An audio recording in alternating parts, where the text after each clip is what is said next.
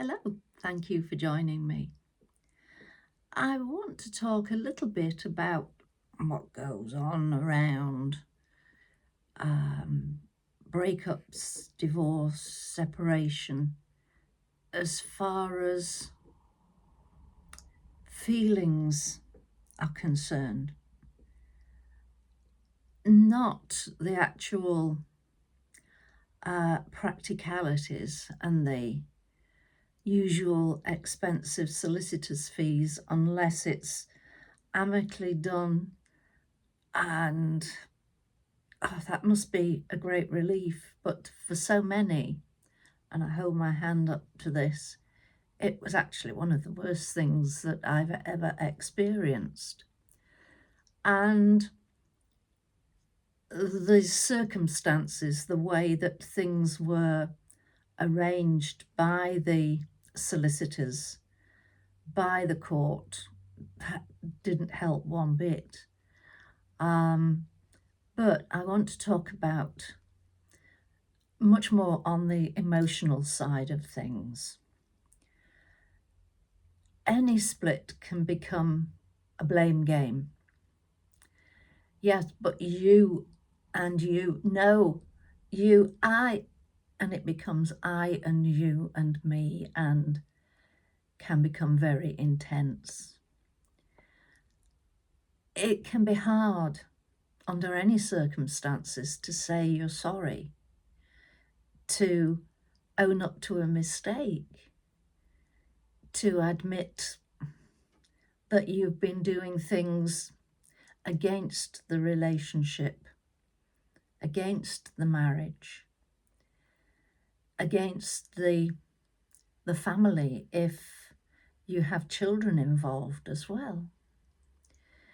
So the blame game is bad. And there used to be a saying when I was young: sticks and stones will break my bones, but names will never hurt me. That's one thing that was wrong in those days. Sticks and stones may break your bones, yes, but bones heal. Words, especially words thrown out with great venom, they hurt, and that hurt goes on a long time. And those words are remembered, even though you try desperately hard to forget them. Erase them completely from your mind.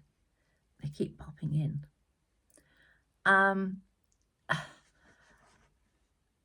The blame game, taking responsibility,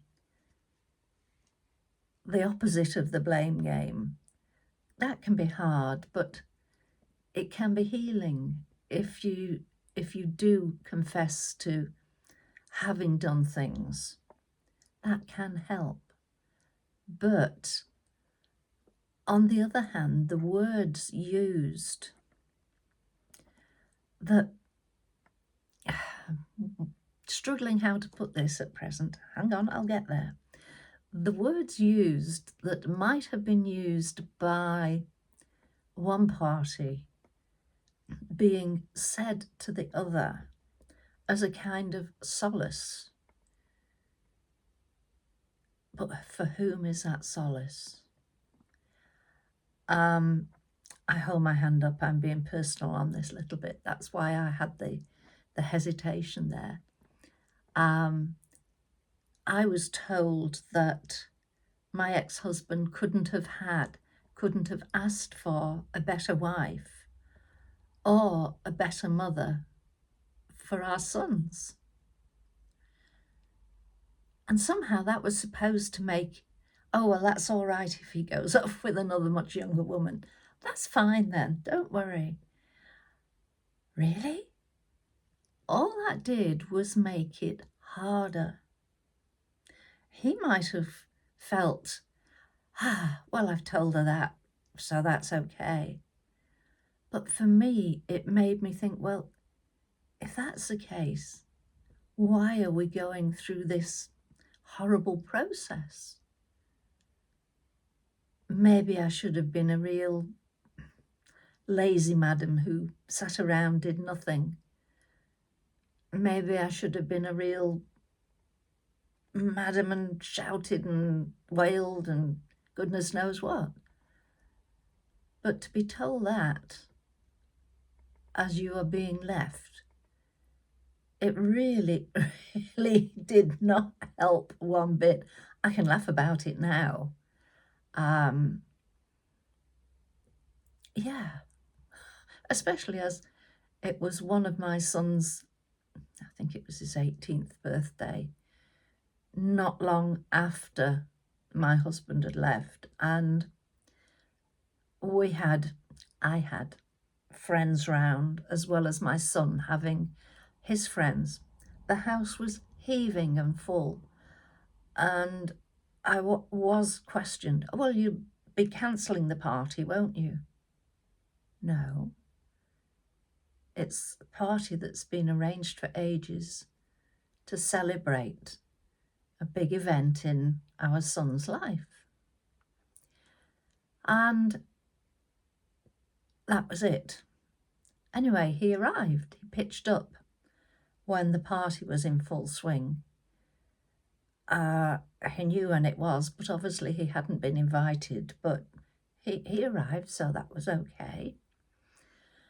Ish. And I was, of course, busy in the kitchen, as always, getting things ready.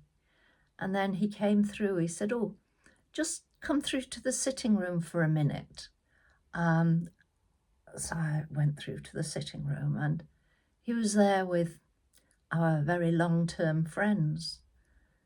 And he said, "We're just looking at our wedding videos. Come and sit and watch with us." What? Do you know, the more I get to know people, the more I talk to people, the more confusing I can find them, the more difficult to fathom out what's going on. Maybe that's why I took up counselling. Maybe I shouldn't have if I've just said I struggle to fathom out what's going on. That was when I was personally involved. As a counsellor, it's much easier looking from the outside in. So long as you don't assume that what you felt, what you feel, is not the same as your clients, your patients, that how they look at things is different. Some might be totally relieved to be out of a relationship, especially if it was an abusive one. Then relief at getting nowhere near the mark. Just, thank goodness, can I start living now? But that's another story for another day. But thank you for joining me, and take care. Take the best care of yourself that you can. And if you're going through a split, I hope that you can do it amicably.